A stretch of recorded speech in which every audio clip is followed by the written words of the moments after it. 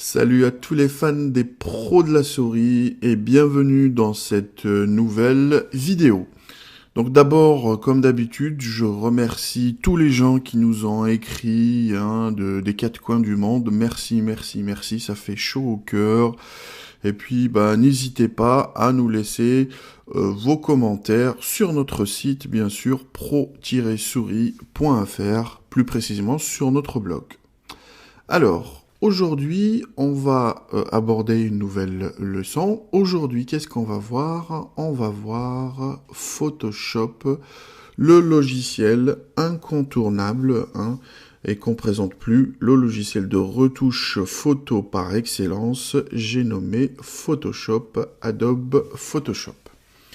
Alors, ce logiciel, on va parler un petit peu du traitement d'image en général et on va se concentrer sur Photoshop et on va essayer de faire vers la fin un photomontage où je vais vous apprendre quelques techniques basiques mais qui sont très très puissantes et qui peuvent vous donner des résultats très très satisfaisants en termes de montage vidéo. Alors, on va commencer. Premièrement, on va faire une présentation. On va parler un petit peu comment on est arrivé à Photoshop, d'où il sort, à quoi il sert, etc. Alors, tout a commencé dans la tête d'une personne, et cette personne s'appelle Thomas Knoll, et c'est vers la fin des années 80. Thomas Knoll était étudiant donc et souhaitait créer un petit logiciel qui permettait d'afficher les images au niveau du gris. Vous savez, quand on prenait des photos ou des choses comme ça, les photos, elles sont en couleur depuis longtemps. Bien sûr, on peut les prendre en noir et blanc, mais souvent elles sont en couleur. Et à cette époque-là, les écrans des ordinateurs affichés, on va dire dans les années 80, étaient plutôt noir et blanc. Il y avait de la couleur, bien sûr, mais quand même, on était au niveau du gris. Donc, lui a souhaité ou a décidé de faire un petit logiciel qui permettait d'afficher les images au niveau du gris. Et à cette époque-là, c'était pour les faire tourner sur des Macintosh ou l'Apple II.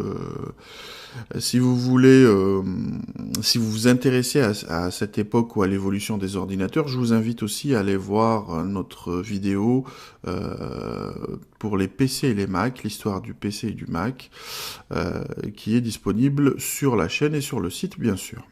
Bon, je reviens à monsieur Thomas Knoll. Donc, qu'est-ce qu'il fait? Il va créer un petit logiciel qui s'appelle Display. Ça, on est à la fin des années 80, on est vers 87, 88. Et il le présente à son grand frère, John Knoll. Donc, pourquoi il le présente à son grand frère? Parce que son grand frère travaille, il est dans le domaine, il travaille dans une société qui s'appelle Industrial Magic, Light and Magic, qui est une filiale de Lucasfilm. Vous connaissez tous les George Lucas et les fameux Star Wars, etc. Et la machine industrielle qu'il y a derrière de production Lucasfilm. Donc, cette société est une filiale de Lucasfilm et elle est spécialisée dans les effets spéciaux visuels. Et le frère travaille notamment sur les effets visuels avec l'aide de l'outil informatique. Alors, le frère va voir rapidement le potentiel de ce logiciel et va, on va dire, inciter son frère à développer tout un logiciel complet de traitement et de retouche d'images. Alors, Thomas Knoll, donc, il n'était pas très sûr du coup, mais avec l'aide de son frère, ils se sont mis à la tâche et ils ont commencé le développement de ce logiciel, ce qui nous a donné, quelques mois plus tard, Imagine Pro, qui est, on va dire, leur logiciel de retouche d'images et photos. Ce nom n'est pas resté, hein, donc apparemment il y a quelqu'un qui a suggéré, donc quand ils ont fait une démonstration, il y a bon il se rappelle pas de son nom, les deux compères là, donc il y en a un qui leur a suggéré de prendre le nom de Photoshop, et voilà, depuis ce jour-là, ce logiciel s'appelle Photoshop, et ce nom est resté jusqu'à aujourd'hui, malgré plusieurs tentatives de vouloir le changer, mais voilà, on n'a pas trouvé mieux.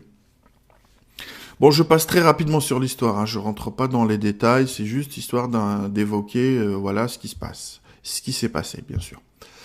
Alors, Photoshop, voilà, dans ses versions, première version, donc sera commercialisé avec une société qui s'appelle Barney-Scan. Cette société, elle vend des scanners, voilà, pour les vidéos et pour les images.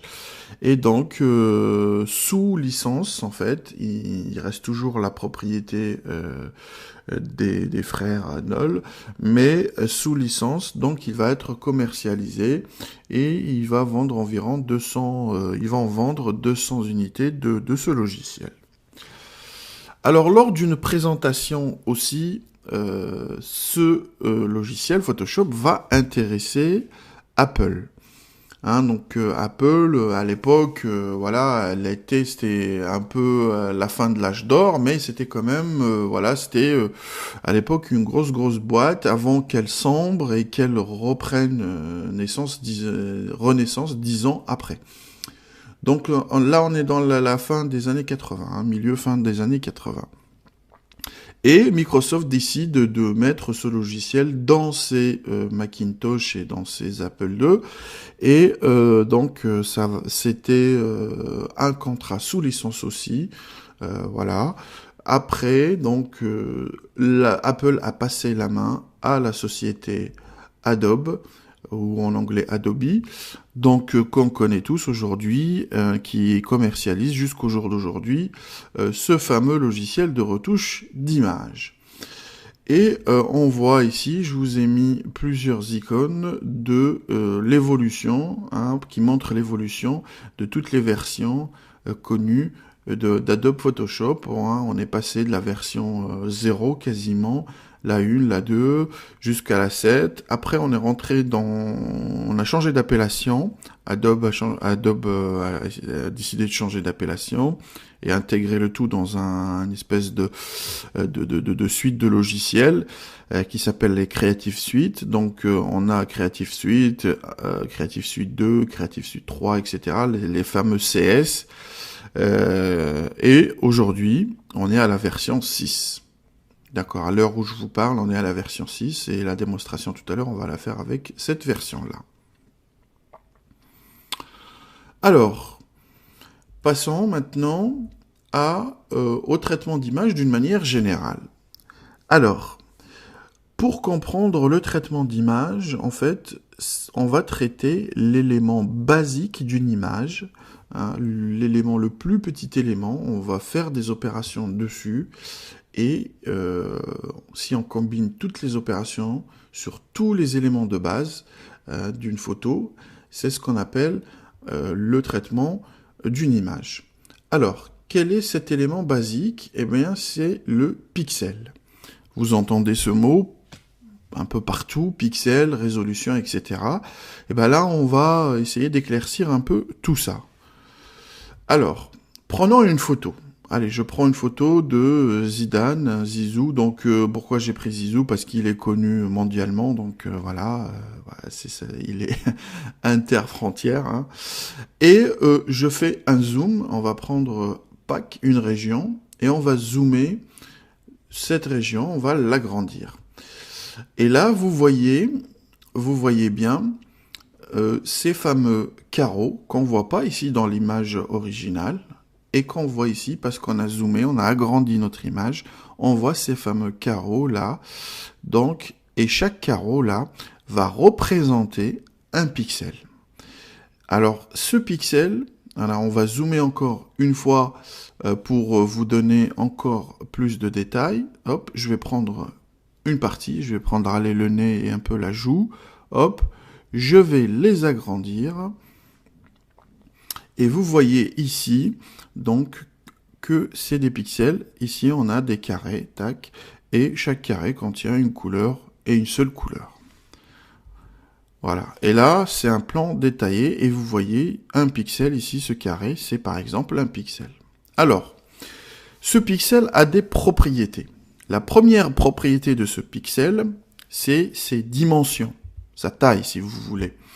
Donc, plus ce pixel est petit, plus l'image elle sera fine, plus l'image sera nette. D'accord ? Hein, on pourrait zoomer dans cette image sans que la qualité se dégrade, etc. Pourquoi ? Parce que les pixels sont fins. Et inversement, si ces pixels sont plutôt grossiers ou gros en termes de taille, donc quand on va zoomer, on va voir ces pixels, et c'est ce qui va nous donner une image qui n'est pas, on va dire, qui est moins détaillée. Hein, on ne peut pas aller chercher les détails en dessous du pixel. Donc ce pixel, premièrement, c'est ce qui va déterminer la résolution de notre image. Plus il y aura de pixels, hein, et plus leur taille sera petite, donc plus on pourra caser de pixels pour une image, et plus la résolution de cette image sera grande, et plus la qualité de cette image sera meilleure. Mais attention, ça veut dire plus de pixels, ça veut dire plus de données. Donc plus la taille de cette image va être grande. Hein, donc vous voyez ici par exemple, si la taille de mes pixels, si je coupe ce pixel en 4, comme ça, stack, je vais avoir 4 parties, j'ai quadruplé les données.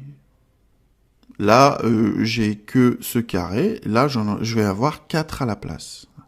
Donc la résolution sera plus fine, ou meilleure, mais le poids aussi sera plus grand. Donc ça, c'était la première propriété du pixel. Donc le pixel, il a une position, hein, comme vous voyez ici. Chaque pixel a une position dans une grille. Hein, il y a les colonnes et les lignes, comme un tableau. Et il a une position. Donc il a une dimension, il a une position. Il a une couleur. Voilà, il peut être noir, blanc, ou il peut avoir une couleur. Il a une luminosité, etc. Donc, chaque pixel, le traitement d'image consiste en quoi ? Consiste à modifier ou à traiter ou à manipuler ces pixels-là. Alors, on verra par la suite qu'on va pas faire pixel par pixel, mais qu'on va faire par plage ou par grand paquet de pixels. Voilà. Ça, c'est l'image, on va dire, c'est les éléments de briques, les briques essentielles, élémentaires d'une image, de toutes les images, même les vidéos d'ailleurs. Hein. Et plus il y a de pixels, comme même pour une vidéo, plus il y a de pixels, et plus le film sera meilleur, mais plus il sera lourd. Hein, quand vous prenez par exemple un DivX à 700 mégas, et quand vous prenez un Blu-ray à 4 gigas, vous voyez la qualité du Blu-ray, elle est meilleure que celle du DivX.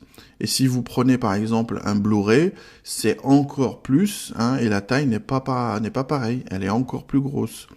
Donc ça dépend de ce qu'on vient de dire là. Donc ça, c'était un premier élément. Le deuxième élément à comprendre dans le traitement d'image, c'est ce qu'on appelle les calques. Et ça, c'est une notion primordiale. Si vous comprenez ce principe, après, vous pouvez vous attaquer à la retouche relativement plus facilement. Alors, c'est quoi cette histoire des calques ? D'abord, on va donner un petit exemple pour comprendre. Hop, imaginons qu'on a un petit bureau, on a un plan de travail avec divers objets posés dessus. Le trombone, des ciseaux, etc., un bloc, notes, voilà, une calculette, et ici on a un chronomètre. Alors, ça c'est une image, mais cette image, moi j'ai la possibilité de la modifier. Alors je vais déplacer des éléments, je vais prendre ces trombones, je vais les ranger ici dans ce petit tiroir, et ben c'est ce que je vais faire, hop, et voilà, je les ai rangés. Je veux dégager aussi les ciseaux, bah je vais le faire, et hop, tac, vous voyez les ciseaux, hop, ils sont rangés. Maintenant, je vais prendre la calculette. Pour prendre la calculette, je vais mettre le stylo de côté et je vais poser la calculette et je bouge par exemple le chrono. Et vous voyez que cette image, malgré qu'elle apparaît fixe, elle est très malléable. Je peux modifier tout ce que je veux dans cette image. Qu'est-ce qui me permet de modifier comme ça dans cette image? Ce sont les calques. Alors, comment ça marche? Alors, c'est des couches, c'est un millefeuille. Alors, imaginez, on a plusieurs calques. Là, je vais mettre plusieurs calques, 4 calques, les uns sur les autres. Et nous, toujours, on va regarder au-dessus, donc comme si on était ici, et on regarde dans ce sens-là, et on va voir la superposition de tous ces calques-là. Et chaque calque, c'est une couche. Le calque, c'est une couche qui contient des informations. Et chaque couche peut contenir des informations, on va dire, totalement différentes de l'autre. Un calque peut être transparent, peut être opaque, peut être semi-transparent, peut être, on va dire, contient des trous, etc., pour laisser apparaître ce qu'il y a derrière ou devant lui. Alors, revenons à notre exemple de tout à l'heure. Allez, sur le premier calque, admettons, on va prendre le même exemple. Sur ce premier calque, j'ai placé mon plan de travail, ma planche là, je l'ai placée sur le premier calque. Donc le calque qui est en dessous, là, ne contient que cette information, ne contient que cet élément. Si je veux faire un traitement ou quelque chose, je ne le fais qu'à ce calque-là, qu'à cette couche-là, qu'à ce niveau-là. Les autres, je ne les touche pas. Ensuite, par-dessus, je vais mettre une deuxième couche. Cette deuxième couche va contenir ces deux objets-là, par exemple. Et ainsi de suite, je vais après insérer une troisième couche, où je vais mettre les deux éléments-là, la calculette et le chrono, et la quatrième couche que je vais mettre par-dessus, voilà, où là je vais mettre mon bloc-notes, mon stylo, le ciseau, etc., et les trombones. Alors, et maintenant, vous voyez bien que malgré que nous, on voit cette image comme une seule image, elle est composée de plusieurs couches, de plusieurs fragments. Et quand je veux modifier ou bouger les choses, je n'ai qu'à aller dans la couche souhaitée pour décaler, pour modifier, pour éclaircir, assombrir, jouer sur la transparence, masquer, etc. Faire toutes les opérations qu'on peut faire en fait avec ces calques.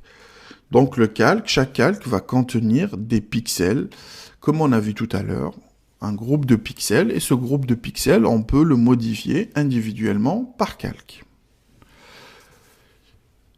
Et quand on aura terminé notre travail, on peut convertir ces plusieurs couches de calque en une seule, c'est ce qu'on appelle aplatir. Donc l'information contenue dans toutes ces couches va être fusionnée, et on n'aura qu'une seule photo, et on perdra, on va dire, la séparabilité de toutes ces couches-là. Donc toutes les modifications qu'on peut faire par la suite, on ne peut plus les faire. Voilà. L'avantage d'aplatir les calques, c'est de réduire la taille du fichier. L'image, au lieu qu'elle contient les infos de cette image, plus de ce calque, plus de ce calque, plus de ce calque, plus celui-là, elle ne contiendra que les photos d'un seul calque, avec la fusion de tous ces 4-là. Alors là, je vous montre un petit exemple, la puissance des calques, qui est adoptée maintenant quasiment dans tous les logiciels graphiques, d'infographie. Quasiment, on travaille qu'avec des calques, parce que c'est super pratique, ça, on gagne un temps fou, et puis ça organise le travail. Alors, vous voyez ce petit bonhomme ici, voilà, qui est l'assemblage de tous ces calques-là, ces 4 calques-là. Et c'est ce qu'on va voir, on va les superposer. On va prendre le calque de la tête, on va lui superposer celui des yeux, celui de la bouche et celui du nez. Et donc, vous voyez, notre personnage, il est créé. Maintenant, si on veut modifier quelque chose, on n'est pas obligé d'effacer ou de modifier toutes ces informations-là. Il suffit tout simplement de virer le calque de la bouche, par exemple, et que je vais remplacer par celui-là. Hop, Et voilà, je remplace. Donc il était heureux, il devient triste. Voilà, c'est pas pour que vous soyez triste, mais c'est juste un exemple pour vous montrer que cette technique est très puissante et quasiment une référence maintenant. C'est devenu la norme, un standard dans tous les logiciels, ou pratiquement tous les logiciels graphiques. Alors, j'espère que vous avez compris un petit peu la notion des calques, hein, donc, parce que c'est très très important pour la suite. Ensuite, on va parler des filtres. Alors, c'est quoi les filtres? Ça fait partie aussi des outils hein, dans Photoshop. Et les filtres, c'est des opérations hein, prédéfinies, paramétrables, qu'on peut appliquer à un calque, par exemple, ou une partie d'un calque, hein, voire la totalité des calques. Alors, le plus simple, le plus connu, c'est le flou. Hein, donc, on a le filtre flou. Donc, vous voyez ici, l'image là, on lui a appliqué le filtre flou, et elle devient floue. On aurait pu appliquer seulement à une partie, ou on aurait pu le paramétrer, plus important, moins important. Voilà, donc ça, c'est beaucoup utilisé dans Photoshop, surtout quand on va faire des montages ou des choses comme ça. Eh ben, on peut l'inclure. Ensuite, je vais vous montrer quelques filtres, hein, histoire de comprendre un petit peu ce que ça peut faire. Voilà, c'est juste histoire de voir.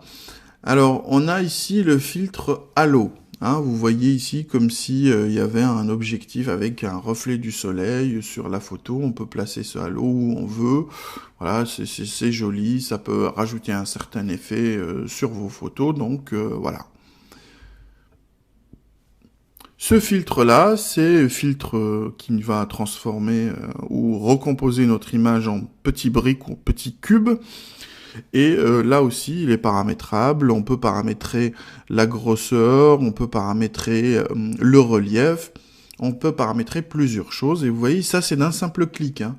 Il n'y a rien à faire. On sélectionne le calque qu'on veut modifier ou la zone du calque qu'on veut modifier. Et en un clic, boum, on obtient ce résultat.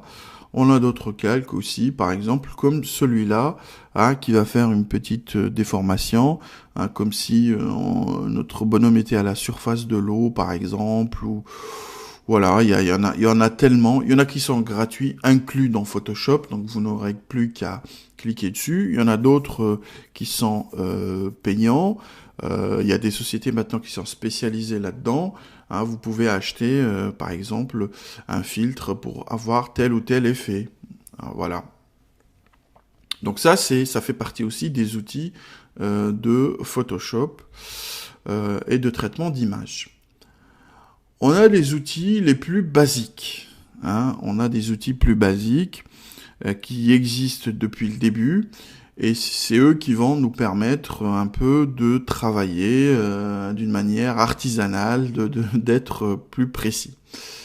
Alors, on a cette palette des outils, et là vous la voyez, l'évolution de cette palette durant toutes les versions de Photoshop, depuis les premières versions, hein, vous voyez que quasiment les outils de base n'ont pas changé jusqu'à la dernière version ici en noir, la grande là sur le CS6. Et toutes ces anciennes versions, vous voyez, c'est quasiment hein, les mêmes outils, ça n'a pas changé.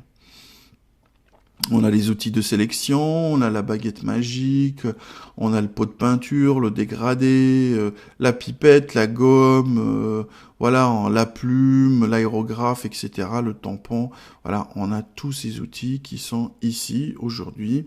Bon, ils sont étoffés, bien sûr, par rapport aux anciennes versions, hein, il y a de l'évolution, mais le principe reste le même. Donc, quel que soit la version de Photoshop que vous utiliserez, vous serez en mesure normalement de vous débrouiller. Parce qu'en général, le principe n'a pas changé depuis le début. Vous avez des outils, vous avez des filtres, comme je vous ai dit tout à l'heure, vous avez des calques, et ensuite vous avez votre image que vous décomposez, hein, que vous traitez.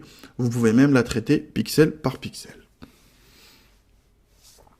D'ailleurs, on va voir ces outils-là quand on va faire la pratique juste après.